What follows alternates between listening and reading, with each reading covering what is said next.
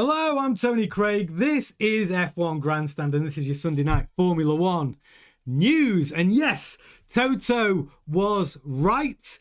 It's homologation deadline day today. Bernie Collins says Aston Martin should be treated like a brand new race team. Pirelli obviously have cancelled their tyre test in Bahrain. We've got some news on the Monaco Grand Prix. And Carlos Sainz talks about Williams' complicated winter. Yes, so if you're a Formula One fan, of course, you're in the right place. Subscribe to the channel if you haven't already. Smash a like on the video if you do enjoy it. And also, when you do subscribe, make sure you got the bell all icon ticked just behind the subscribe button. That way you're in control of which content that you engage with. How are you all doing this Sunday night? Hello to all the chat. I can see you all in there. Drop Tune, Reevesy, Sema, Mario, Giuseppe's in there, Crackite's in there, Gemma, Queen of the Chat, Nathan, Dawley, Anthony, Flaxton, Zikev, Peter Arnold, you're all in there. I love it. Incongruent, everyone is in there tonight. But let's get into it. Toto Wolff was right. I can see some of you, I think Giuseppe has already said, isn't he always? Yeah, it's interesting this one because this is actually coming out from the BBC. So I do give it some credibility. All right. Senior F1 insiders confirmed Toto Wolff was right all along about the Mercedes engine legality. So we all know this story's gone on and on and even prompted a response. You know, the Mercedes compression ratio trick or hack, whichever way you want to look at it. All the other power unit manufacturers said, Toto, no, we're not putting up with you getting away with measuring your compression ratios at ambient temperature. We want them measured at hot temperatures, at race temperatures. And Toto's response was, hey, this all might be a storm in a teacup. No one believed him. Even Max Verstappen said, no, it's not a storm in a teacup, buddy. You're getting at least 30 or 40 horsepower benefit from that little trick that we all know you're doing. And we know as soon as those compression ratios are measured at hot temperatures, you'll be found out and you'll be deemed as having an illegal power unit. And it won't just be you, it'll be McLaren, it'll be Williams, it'll be Alpine. Boo, boo, boo to all of you. Well, it looks like Toto Wolff might have been right all along. And his comments kind of led us to that, because Toto did a full U-turn from saying we're going to sue the FIA if they change the way that compression ratios are measured. Anyway, then he went on to say after that, he said, actually, we'll accept whatever the FIA decide, whether it goes for us or against us. We're not going to sue anybody. We're going to accept any decision. Well, let's get into it. So, obviously it was said that Mercedes had found a loophole, passing the FIA's room temperature checks, but exceeding the limit while out on track. Now, there's a general provision in the rules that every competitor must be compliant at all times. We know that. But there was no way of proving Mercedes' alleged breach. Well, that's why all the Mercedes rivals pushed for a new test to be introduced while the engine was hot, 130 degrees Celsius. This was originally expected to come in from the 1st of August, but it's now been brought forward to the 1st of June. And that's because all the power unit manufacturers that weren't Mercedes formed a supermajority, raised a complaint, said we want to change the way it's measured. Then they had a vote and they said, okay, we will change those the way that the compression ratio is measured, and that'll be from August. And then they changed it again to say no, we'll actually bring it forward to the 1st of June. Toto Wolff's response to all of this, he said the power unit is legal. The power unit corresponds to how the regulations are written. The power unit corresponds to how the checks are being done. The power unit corresponds to how these things are measured in any other vehicle. But here's the trump card. While Toto Wolff was saying all this, he was talking about the ambient temperature measurement. Well, senior insiders from F1 confirmed to BBC Sport the FIA have already tested the Mercedes engine at both ambient and operating temperatures. In both cases, it was under the fuel compression ratio limit. Now, we thought the FIA, under their secret checks, had only tested at tepid temperatures. So they had to wait for the engine to cool down a little bit, down to 75 degrees, to make those measurements. Now it turns out that Mercedes have measured at 130 degrees Celsius, and it looks like it's going to pass anyway.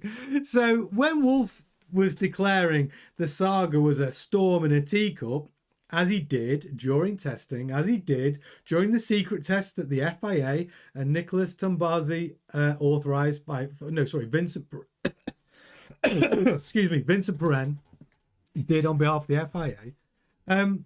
It seems like Toto Wolff knew all along, and he was just effing with everybody. He knew they were going to pass. He let all this nonsense happen. But if this is to be believed from the BBC, he knew it was going to pass anyway, and it was all just like fun and games for Toto Wolff.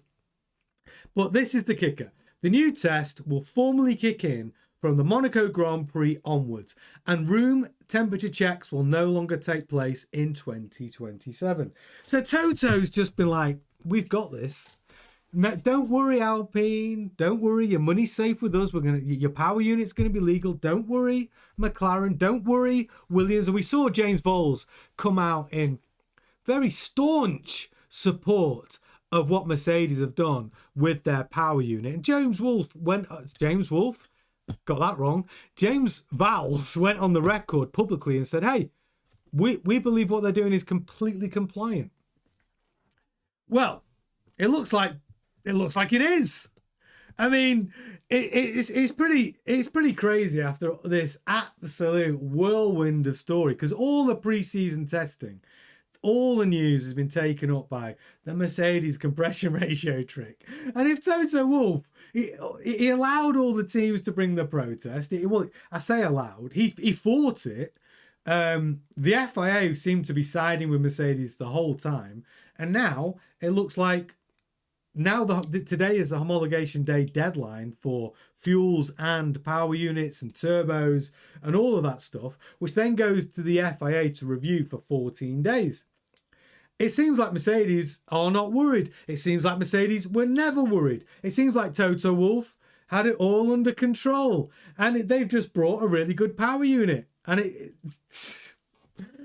all seems like a bit of a red herring. This ambient testing or hot testing, like it seems like Mercedes, whatever they're doing, was always going to pass those tests.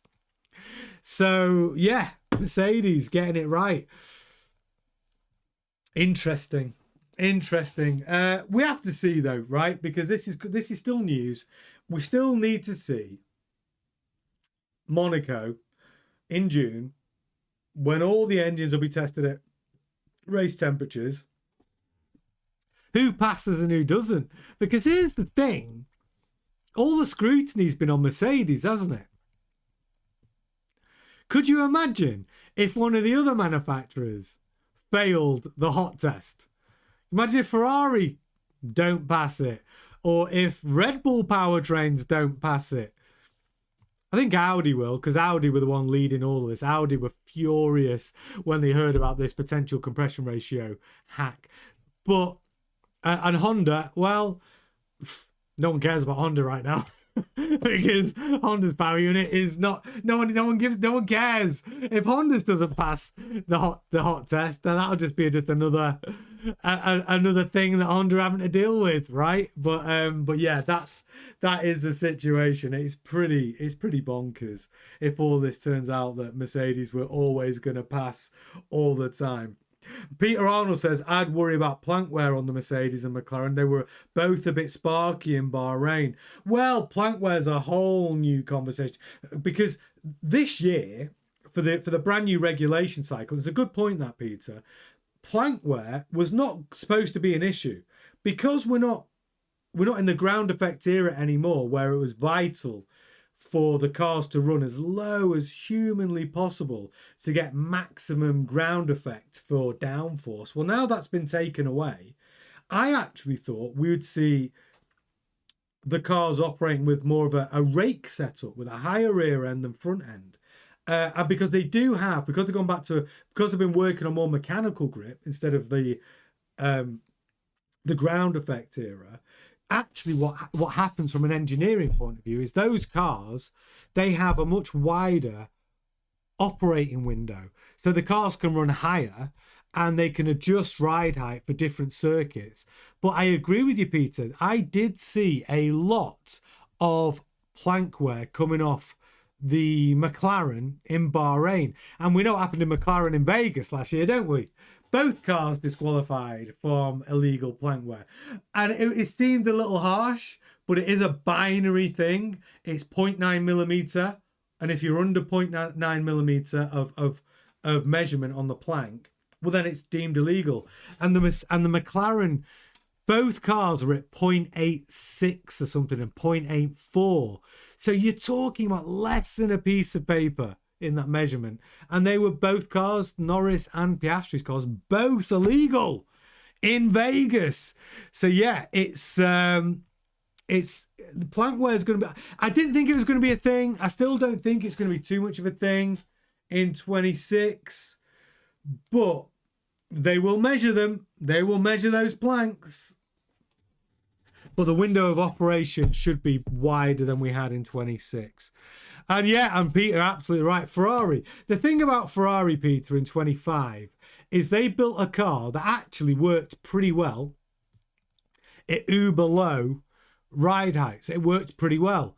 And that's why Hamilton did well in the sprint race in China, because you're not getting any plank wear.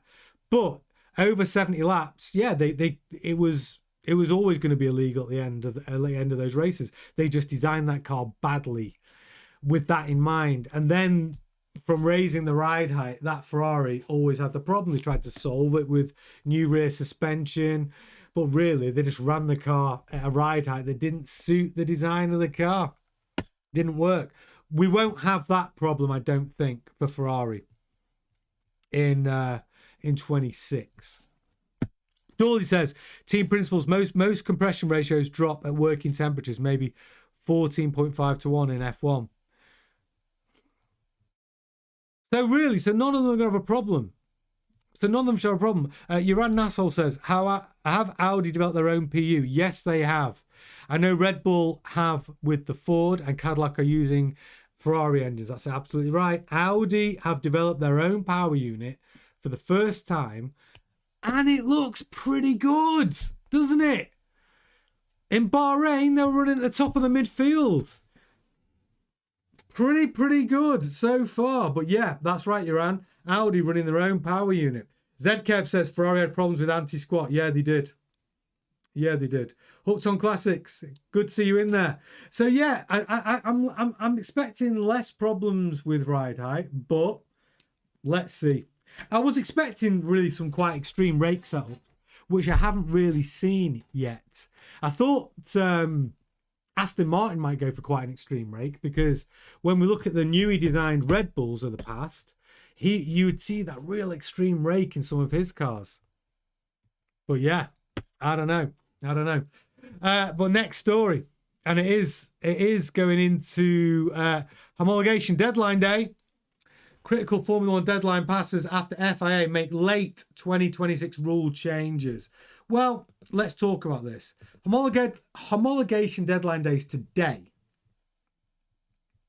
So power unit homologation has long been set for today, March the 1st, Sunday, with recent late changes to the rules not having an impact on the deadline after the compression ratio row. To comply, each manufacturer must supply the FIA with its plans for its internal combustion engine, control electronics, exhausts, turbochargers, energy stores, and the MG UK. F1's governing body will examine the submissions before, if it's satisfied, granting its approval within 14 days. The dossier must be the same across all power unit manufacturers' customer teams, with the fuel and lubricants also requiring to be submitted for checks. So we're talking Petronas for the Shell. So Petronas for Mercedes, Shell for Ferrari. This is all for their fuels. You've got Xenon Mobil for Red Bull. And you've got who have I missed in the chat? Who have I missed? Aramco for Aston Martin. And June the 1st, and then so because of Article C5 4.3 goes in to add that June the 1st to December 31st, the measuring of the compression ratio will be at ambient temperatures and 130 degrees Celsius, which is operating temperatures. From January the 1st, 2027, the compression ratio will be measured solely when the engine is hot.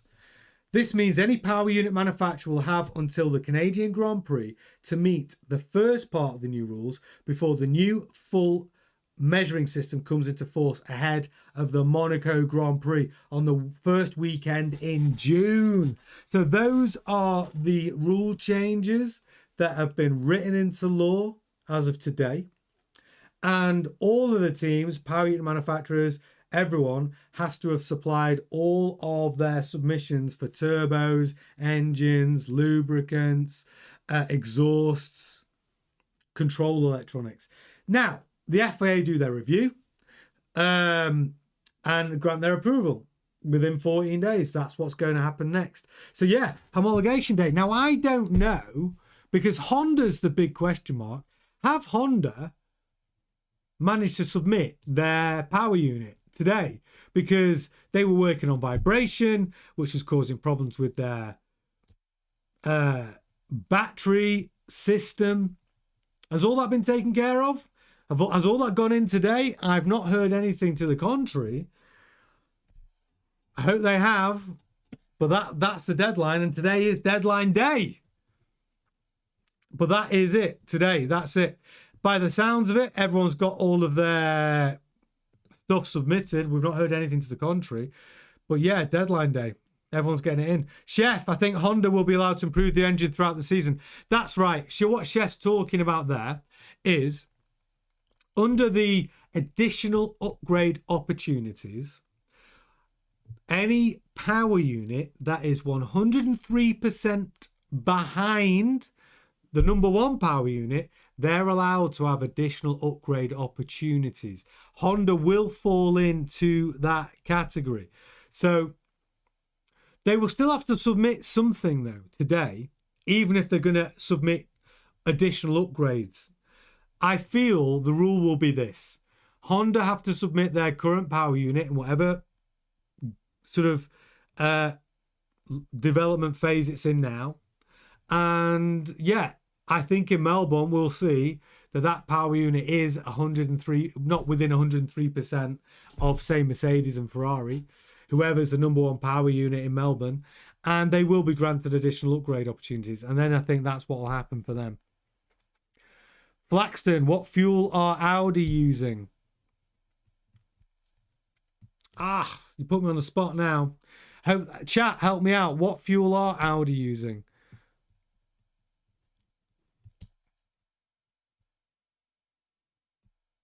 Can't remember.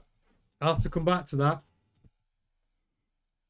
One. I can't remember off the top of my head. Zkev, Honda still looking at why they are getting the vibration. That was Friday. Friday they were saying they'd found the problem, that it was a vibration issue, which was causing a problem with the battery recovery and the battery system. BP, thank you, Dorley. Yes. BP. Absolutely right. BP for Audi. Thank you, Dorley. Gisette, thank you much for your super chat. By Abu Dhabi, Aston Martin should be good. Well, by Abu Dhabi, last race of the season. I don't know. I actually think. Are you talking about Bahrain? Bahrain. No, I mean, Honda have committed to China. Honda have committed to China, which is a week after the first Grand Prix of the year in Melbourne. Let's see. Auxilla.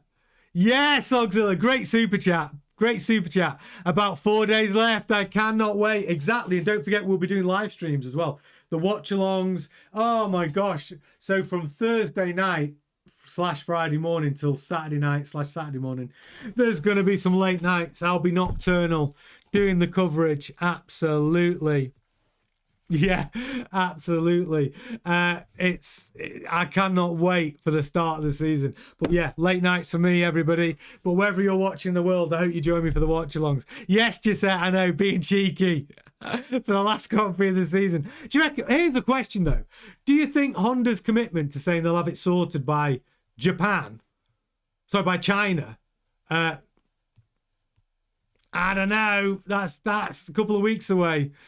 I don't know. That will be pretty impressive if they do. Pretty impressive. Sulu, my exams are you're gonna miss 2 races. No, Sulu, you got to have it on in the background. Get the AirPod in.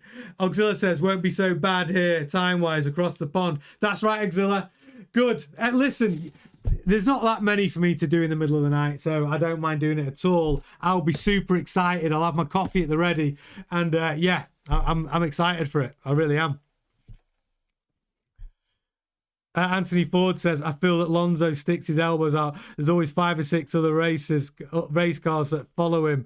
Auxilla Zedkev says 1:30 for us and UK people on Friday. Yep. Qualifying. Oh no, Friday. Yeah, Friday for Thursday night. Friday morning is going to be that's free practice, isn't it?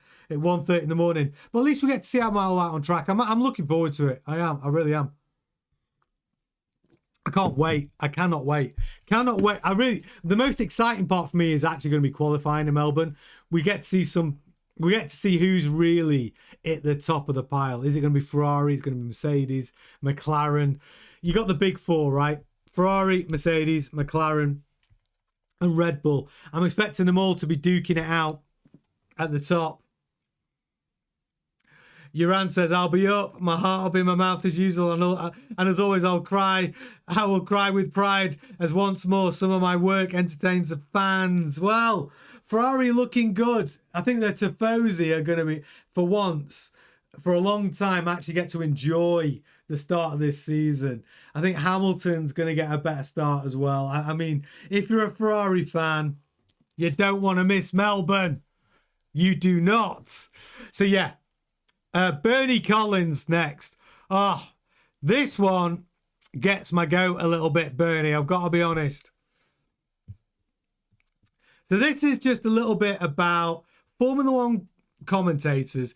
Bernie Collins discussing the change at Aston Martin. Now, we know Bernie Collins was a strategy officer, etc., etc. But in an Ask Me Anything session, Bernie Collins, the Formula One strategy analyst for Sky Sports, discussed the situation at Aston Martin heading into the 2026 season. Now, Collins believes that although Aston Martin have been in Formula One for 5 years, all of the changes that have undergone for the 26th season has made them into a new team, and compared them to Cadillac, who entered Formula One for the 26th season. The root issue of Aston Martin struggles, Collins said. I think there's been a lot of expectation around the Aston Martin. There's been a lot of investment in the team, but there's been so much change. They've grown the team massively. They've got a new wind tunnel. They've got a new engine supplier. They've designed their own gearbox for the first time. They've got a new designer, Adrian Newey. So it's almost like a new team. And we're all looking at Cadillac and saying, oh, it's great they've made the car to test it and how it's gone so well. But I think designing that team is basically new this year. All the bits are new. So I think the root cause of just getting all of those people working together and talking to each other. It's not a new team, Bernie. Boo, Bernie, boo. If you're going to compare Aston Martin to anyone on that grid, Audi is the only fair comparison. You cannot compare what Aston Martin have got and what they're doing to Cadillac. Cadillac had no team. Graham Loden came to the project with 50 members of staff. No previous chassis, no previous engineers. You know, okay, they've become a customer of Ferrari for their power unit, but nothing else. Nothing else. And Cadillac cannot be the benchmark for Aston Martin. Yes, Aston Martin have brought a new power unit supplier in Honda, but Audi, that took over Sauber, brought their own power unit. And Audi, look, infinitely better than Aston Martin. There is not a get out of jail free card here for Aston Martin to say that because they've had a new designer. Audi brought in Bonotto. Audi, brought in Audi's own power unit. They brought in they brought a lot of new personnel into Audi, actually. It's normal for Formula One teams to do that. Yes, Adrian Newey's come in to design the car. Honda are designing the power unit. You've still got Fernando Alonso. You've still got Lance Stroll. You brought in Enrico Cardile. You've got Cowell on the power units. Look, it's not the same as Cadillac. Cadillac is an all-new team, right? Brand new. They've only, just because they're getting Ferrari power units, that's it. You cannot compare the two. It's like comparing apples and chocolate. They're completely different. If you want to put a benchmark, a versus together, Bernie, it's Aston Martin and Audi. And Aston Martin lose at the moment on that comparison. On every metric, Audi's power unit looks better. They've radically changed the design of their side pods. They've gone with like 0 pods. Yes, Newey's brought a whole host of design elements to the car, but I don't think Audi have done the same thing. They have. It's nonsense. I'm sorry, Bernie, but boo Bernie Collins. Total nonsense. Seriously, Bernie, have a cup of tea. Think about what you're talking about. And if you're going to compare Audi to anybody, what's even worse is the only reason why you'd compare Aston Martin to Cadillac is because you think that comparison, it doesn't matter that you're 4 seconds off the pace. Not true. It's shocking. You cannot take away what's gone on at Aston Martin at the moment. It is a absolute shit show.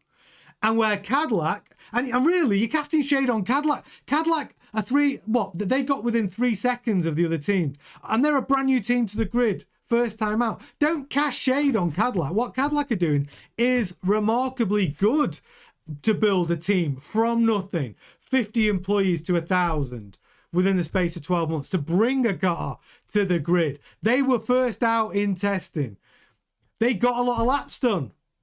They got Bottas and Perez developing that car, doing well. They are a cohesive team with team goals. It's nonsense, Bernie. And if I was Cadillac, I'd be annoyed. And if I was Audi, I'd be like, yeah, that is the versus, and we are kicking their ass.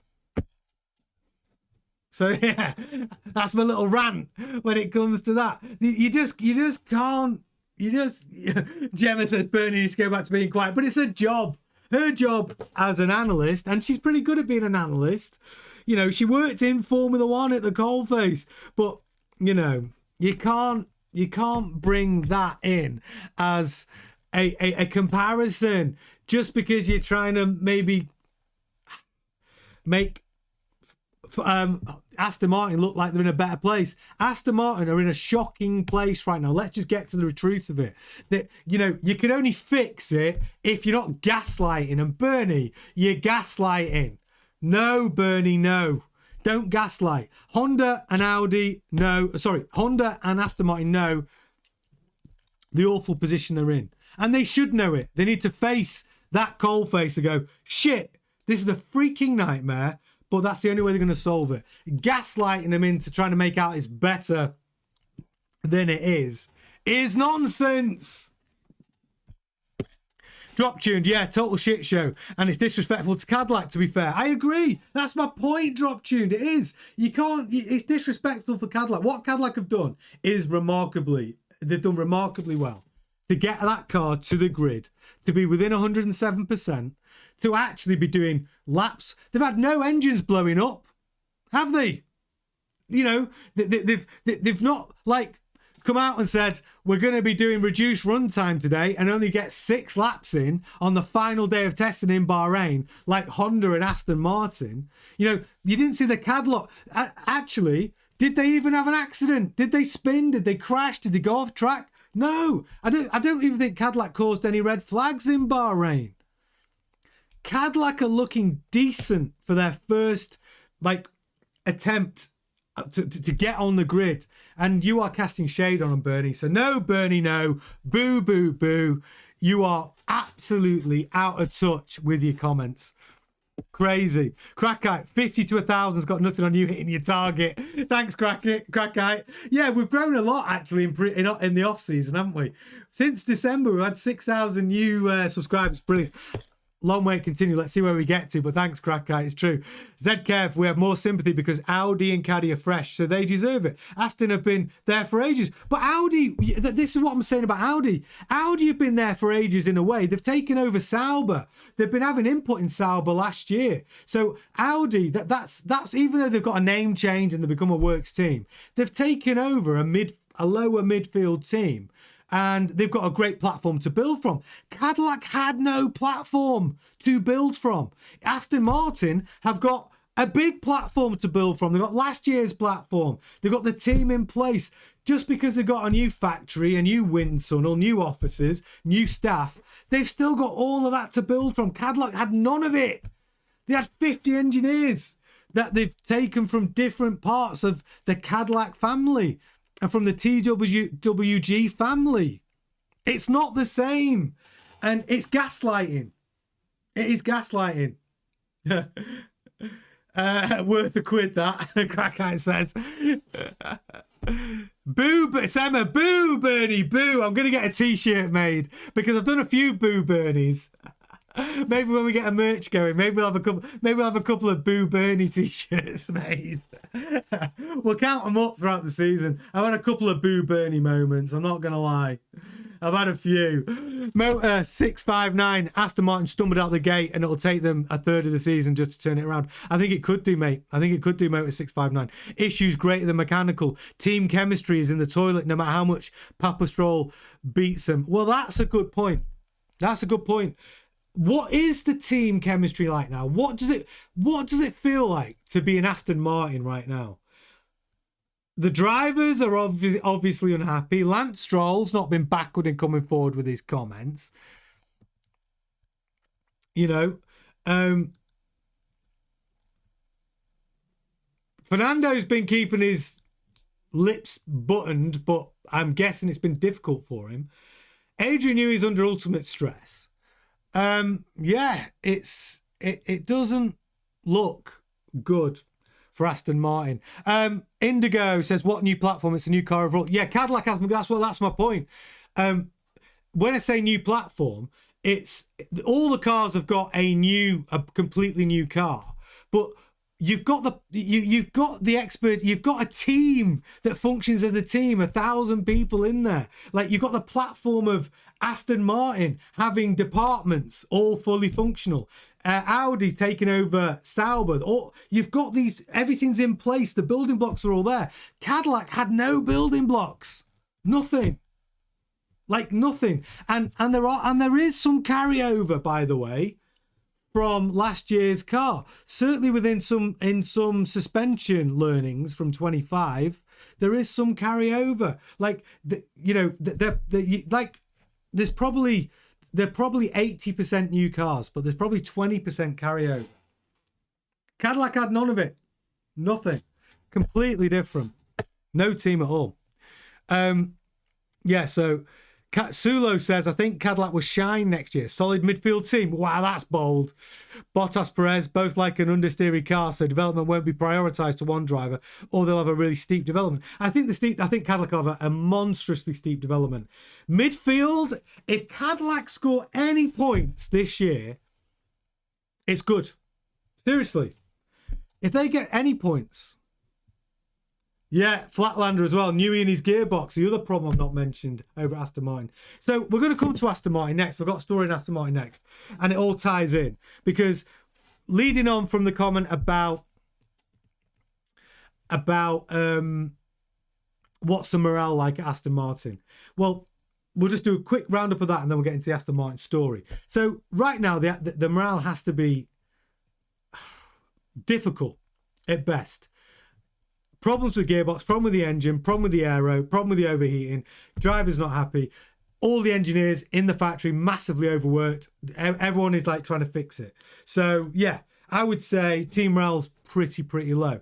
And also, I know I did a show on this, a big segment of a show on this about Adrian Newey gone into hiding, not facing the press and just talking about what's going on. He's put a press embargo and sending out Pedro de la Rosa to face the press. Now, I don't think that's the right actions of a team principal. And it also points to a bigger problem where I don't think Newey should have taken that extra responsibility on. I think he's got enough to do. He's still the GOAT, but I think that team principal role is already too much. Which brings on to the next story, which came out today, which is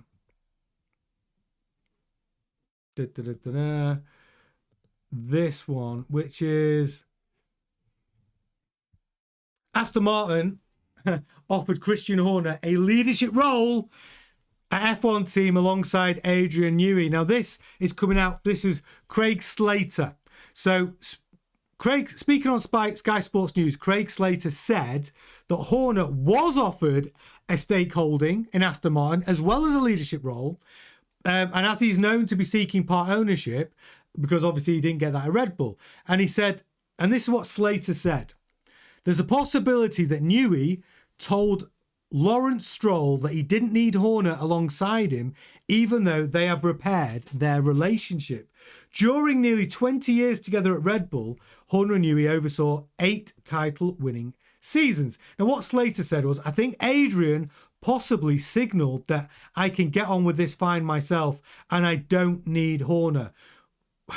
We do know there was an offer made to Horner to take a stakeholding in Aston Martin and to have a leadership role alongside Newey, because the two of them had reconciled to an extent. Now, this is coming out from Newey's mate, Craig Slater, Sky News.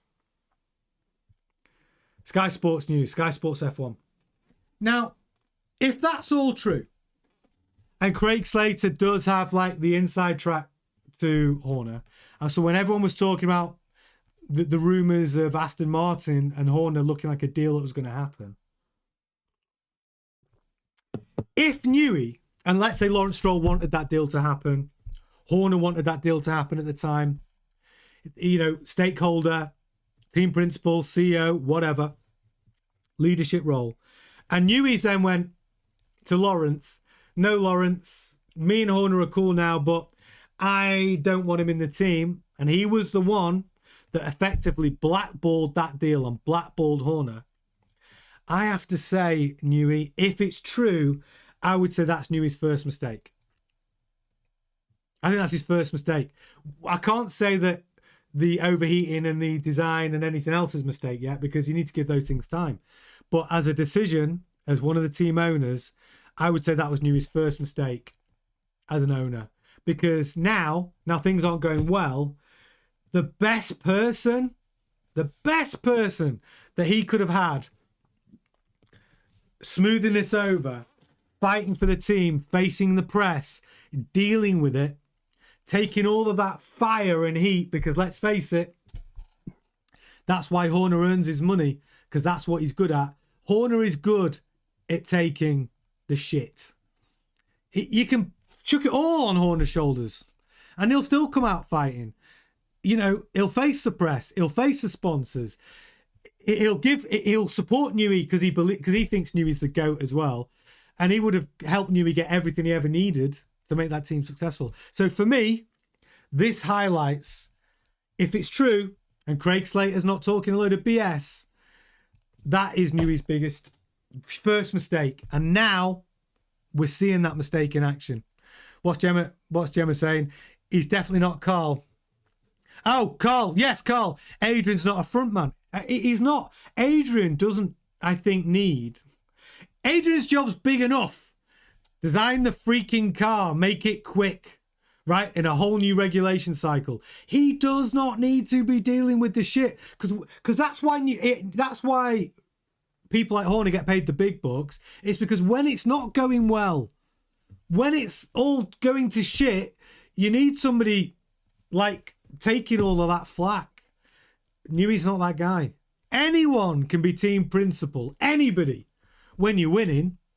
Easiest job in the world. And you know, I used to take the piss out of Zach Brown I did.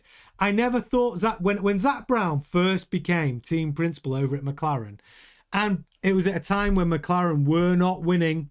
It was a shit show. They were doing terribly. They had Ricardo in there. Awful situation. McLaren weren't winning. It was a shit show. And Zach Brown did not look like the guy, did he? Didn't look like the guy. But he kept on coming out and facing the press. Every Grand Prix he was there saying, dealing with it. And it was shit after he just had to take the shit after shit after shit after shit. And I'm going, this guy's not going to make it. McLaren's not going to make it. Look at him now. I saw it even on Drive to Survive when he had to go and see his boss in McLaren. And it wasn't looking good for Zach Brown. And he had a couple of years there where it did not look good and it was constant shit. And look at him now. Consistently building championship winning cars for the last 2 seasons. And for a brand new regulation cycle, McLaren looked pretty good. Again. I never thought Zach Brown was able to do that on my first impressions of him. He sort of, I don't know. And now, as much as I don't like papaya rules and all that bollocks, you can't, he's done well. Now, and I started to like him. Gisette, love that super chat. Horner as a team principal is how Steve Jobs was to Apple. Exactly. And I think Zach Brown's similar.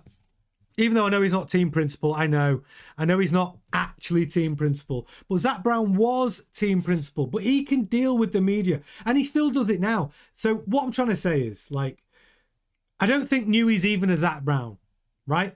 I don't even think he's got that personality. The first sign of adversity, and granted he's got enough on his plate, he's nowhere to be seen.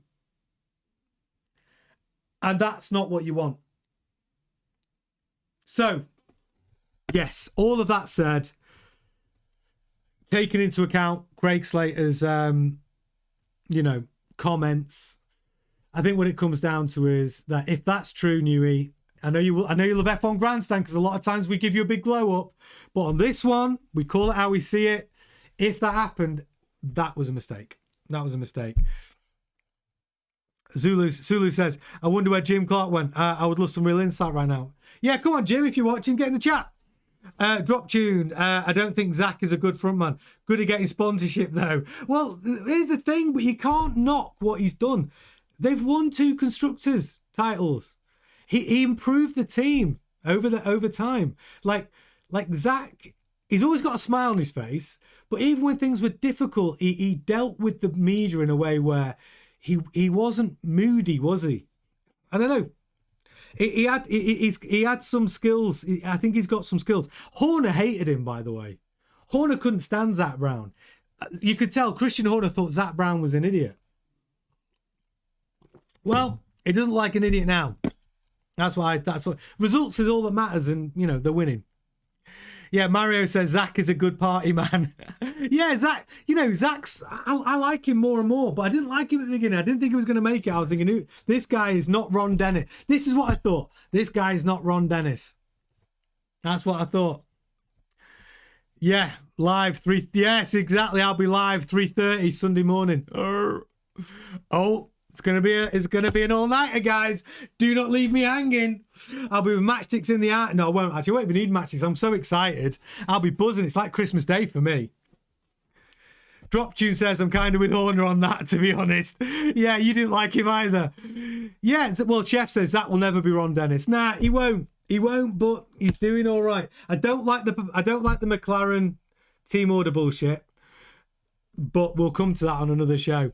Yeah, all-nighter, let's go, Sulu, exactly. We'll be doing an all-nighter, that's for sure. Coffee at the ready. Right, some housekeeping. Monaco, what's happening in Monaco this season? Need to fill you in. Monaco 2-stop rule dropped after 25. I don't think 25 was a mess. It just didn't really work very well. So, Monaco Grand Prix, they had the mandatory 2-stop strategy. No one really liked it. It was a bit of a shambles. And this is what we saw. Racing Bulls ended up using Liam Lawson as a roadblock to protect a top 6 finish for Isaac Hadjar. But the natural separation between those two cars meant that Red Bull also helped Fernando Alonso until his engine failure and Esteban Ocon as an unintended consequence. Williams took that strategy to the extreme by using the lack of separation on track between Albon and Sainz to swap positions and back up the pack to clear the pit stops and ensure a double top 10 finish. It was farcical, and George Russell basically cut the chicane on purpose to try and break the stalemate. Look, there was a lot that went on. It was overall a bit of a shitty spectacle. Well, anyway, the good news is Monaco have dropped the mandatory 2 stops. Teams are able to choose their own pit stop strategy at Monaco. Look, Monaco's always all about qualifying. We know that. Won and lost in qualifying. But the cars are a little bit smaller for 26. Will we get to see some overtaking? Will the boost button, the overtake button make a difference in Monaco? Are we going to see some better racing? I don't know. Still the most glamorous event. Not my favourite event. Like I love the romance of Monaco, but really a lot of the excitement is in qualifying at Monaco. So you don't want to miss the qualifying session in Monaco for sure. A little bit of housekeeping there. And your final story of the night is just a little catch up. Carlos Sainz admits Williams endured a complicated winter ahead of the 2026 season. No shit, Sherlock. We have seen just how complicated it was because you didn't make it to Barcelona testing, did you, Carlos Sainz? So obviously, I think Carlos Sainz has been in a lot of press. Now he's like the president for the Drivers Association. He's doing a lot of press at the moment and he's having to field a lot of questions. And this is what he said. He acknowledged that the start of the season is going to be tough. He looks forward to addressing the issues as time goes on. The conclusions for pre-season are that we had a complicated winter as a team, more complicated than we expected. The season hasn't started yet, but we've already been able to sense and understand that the beginning of the year is going to be tough. We'll have to push very hard to keep improving the car throughout the season and hopefully finish the year in a better position than what we'll start with. That said, we need to go to the first race, see where everyone stands, see how the cars behave under the new regulations and understand what we can get out of it. From there, it'll become a development race to see who can improve the cars the most over the year. He's not intimidated by the F1 regulations. He said, yes, we've had to adapt, but I've also had to adapt many times, changing teams 5 different times in Formula 1. I'm confident that I can adapt quickly, settle in well, and be fully on it from the very first race. The problem you've got, Carlos, is that Williams' car is looking like a heavy bag of spanners. How are you going to get that car lighter? We all know that if you're 30 kilograms overweight, weight reduction is the most difficult and the most costly thing to do in Formula 1. You are literally redesigning all your parts to save weight. How are they going to do that? I don't know. How quickly are they going to achieve that? I don't know. I just know that Williams is a big unit comparatively. So yeah, they've got a lot to get on with. And lucky for Williams, I've said it before and I'll say it again, how glad is James Vowles that Aston Martin's shit show is bigger than theirs? Because no one's talking about it. And that's the thing. Gisette says, speaking of Monaco, Charles got married yesterday. Yes, good point. I didn't mean to mention that. Thank you very much for your super chat, Gisette. Congratulations to Charles getting married. It's a lovely thing to do. Will it make you faster, though? Will it make you faster? Congratulations, Charles. Good news for you. And yeah, we do wish you all the best. But what we really care about, as much as the congratulations are in order, are you going to be quick this year, Charles? Is your missus going to get you quicker, make you quicker? Maybe. I know that Ferrari SF26 is looking a lot quicker. Like Carl says, go to the doctors with an ear infection and they say, in fact, what's this? Hang on, ear infection. I've got an ear infection at the moment. Truthfully, I have. That's weird. I think it's going around. I've got an ear infection right now. Sema says Carlos might regret not going to Audi. Oh, that is a very good point, Sema, because Audi are looking shit hot right now. They're looking super good. Sudri says Carlos said in some interview that he was going around asking the other drivers how much their cars weigh. Wouldn't surprise me. It wouldn't surprise me because that Williams is so overweight. Yeah, so overweight. It is. I mean, it really wouldn't surprise me if he's doing that. Can you imagine? He probably is. He probably is. Hey, yeah, can you just tell me, like, which 20 kilos overweight? And the only car that I think, actually, I don't know. You know what's fascinating? Audi, right on the weight. Cadillac, again, brand new team, making all their own parts apart from the Ferrari power unit. Guess what? They ain't overweight. They haven't hit that minimum weight. So yeah. Yeah. Sulu said, I know that Tony wanted to say big fat shit, but I can't prove it. You cannot prove that. And this is a live stream where I have to be, I can only use curse words sparingly. But it is definitely a overweight car at the moment. But I just think it's so funny how Volsey's got away with it. Like, no one's talking about the Williams problems. It's just brilliant because of Aston Martin's problems are so much bigger. He has truly got away with it. It might be different. Well, actually, I'm expecting 2 DNFs from Aston Martin, so he might get away with it again. Zkev says rumours Ferrari are 2 kilograms underweight and can use ballast. Wow. Yeah, I mean, I think Mercedes were talking about that as well, I think Mercedes might be on the ballast train as well. Dolly says McLaren took a shorter wheelbarrow to hit the minimum weight. Well, you're talking about a shorter wheelbase. Well, McLaren are looking good. Everyone, I think, are trying to hit this minimum weight apart from Williams. Crackite says, it's Charles next to have a baby. Yeah, that's coming, isn't it? That's coming. Definitely coming. And little Charles Leclerc. And you know what's good about the name Charles? If he names his firstborn after him, it works for a girl, doesn't it? Charlie's a great name for a... It's a great name for a girl, Charlie. And Gisette says, use corpulent instead just to be PC. Oh, that's much better. Thank you, Gisette. Yeah, corpulent's a much better word. Yeah, that's true, Sula. Yeah, I tell you what, it's a good-looking family, that one. Yeah, it's a good-looking family. And the good thing about ballast, exactly, Carl. The good thing about ballast is they can position exactly where they want that weight, right? Weight distribution, they can decide to give you that perfect 50-50 weight distribution if that's what they want. It's true. Yeah. Listen, guys, it's been a great... I'm enjoying these Sunday night shows. I feel like, especially, it's just a nice little warm-up getting into the week. Thank you so much to everyone for tuning in on your Sunday night, on your weekend. Love it. I will be back tomorrow night, same time, 7:30 GMT, for more Formula One news. Oh, promoter, I love that. Portly also works. A big corpulent SH1T from Drop Tune. Yeah, thank you so much for tuning in. Great show. Onwards and upwards. Getting so excited about the 26th season. And we are nearly there and we can enjoy it together. Enjoy your Sunday night. I'll see you all tomorrow at 7:30. Ta-ta.